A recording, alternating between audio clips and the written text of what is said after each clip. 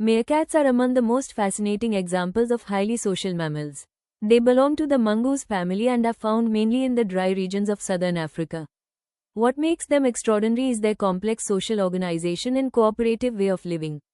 They live in organized groups called mobs, gangs, or clans, usually containing 2 to 30 individuals. These groups function like a well-managed society where each member has specific duties and responsibilities. Their social life includes 1. Structured hierarchy. 2. Cooperative breeding. 3. Division of labor. 4. Strong social bonds. 5. Collective defense. This makes meerkats an excellent example for studying animal social behavior in zoology.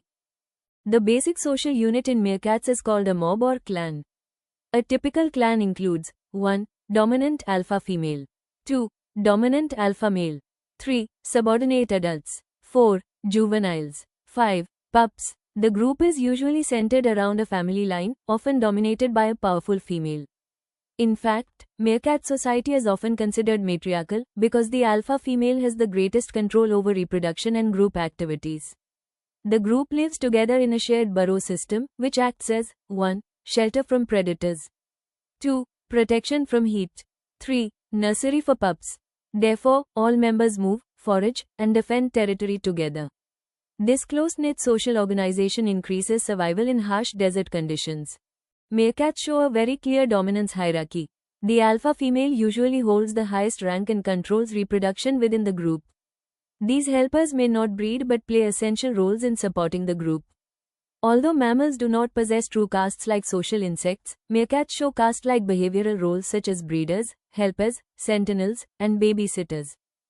Now let's look at the role of alpha female. She mainly leads the group, control breeding, decide direction of movement, maintain discipline within clan and protect pups. One of the most remarkable features of meerkat society is division of labor. Different members perform different functions for the benefit of the group. 4 major roles include 1. Sentinel. 2. Foragers. 3. Babysitters. 4. Teachers. Now let's look at their individual roles. Some individuals act as sentinels, standing upright and watching for predators. They are also called watchmen. In case the danger appears, they give specific alarm calls which allow rest of the group to escape immediately. Some are foragers which are responsible for searching food such as insects, larvae, and small reptiles. Then comes babysitters. They are adults that remain behind in burrow to protect vulnerable pups from predators while others forage for food. Meerkat shows remarkable example of learning and social teaching in animals. The experienced adults act as teacher and teaches young meerkats how to safely handle dangerous prey like scorpions. Strong social bonds are essential in meerkat society. They maintain these bonds through grooming, body contact, and vocal communication. Grooming helps remove parasites and also strengthens trust between members. Sleeping together inside burrows improves warmth and group cohesion. Their vocal calls help warn about predators and keep the group united during movement. In meerkats, reproduction is usually restricted to the dominant pair, i.e., alpha male and female.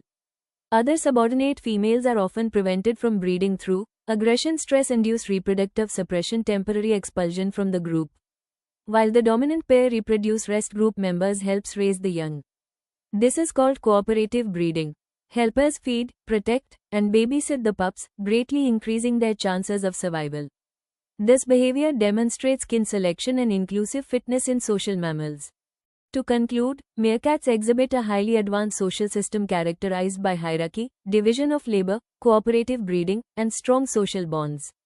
Their social behavior makes them one of the best examples of organized mammalian societies in zoology.